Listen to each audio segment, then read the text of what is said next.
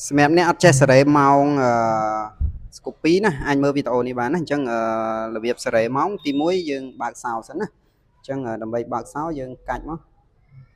ចុចមកតង់ចេះហើយតមកយើងកាច់មកអញ្ចឹងពេលដែលកុងទ័រវាប្រឆេះហើយចាំវាដើរស្រួលយើងសេរីបានណាអញ្ចឹងយើងឃើញម៉ោង1:22ជាក់ស្ដែងម៉ោងមិនម៉ោង1:22ទេវាម៉ោង4ជាងណាអញ្ចឹងដើម្បីសេរីបានយើងចុចលើប៊ូតុងនេះមួយឲ្យជាប់មកនេះចុចទៅតិចទៀតឃើញនាទីវាលោតឃើញនាទីវាលោតណាអញ្ចឹងឃើញលេខ1នេះលោតទេលេខ1នេះលោតអញ្ចឹងយើងសេរីទៅយើងចង់បានម៉ោងប៉ុន្មានម៉ោង1 3ម៉ោង4អញ្ចឹងម៉ោងនេះម៉ោង4នេះហើយបន្ទាប់មកយើងចុចមួយឲ្យជាប់ទៀតណា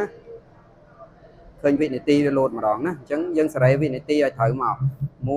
2 3 34ណាអញ្ចឹងម៉ោង4:34នាទីឃើញទេតែប៉ុណ្្នឹងមកបានហើយយើងកាច់សោលុតវិញណាកាច់សោបលុតប៉ាច់អញ្ចឹងណាហើយតមកយើងប្រឆេះវិញណាយើងឃើញតិចទៀតម៉ោងវាដើរត្រូវហើយណាម៉ោង4:34អូខេតែប៉ុណ្្នឹងអញ្ចឹងសាមញ្ញណាអញ្ចឹងសម្រាប់បងប្អូនត្រូវការម៉ូតូស្គូពី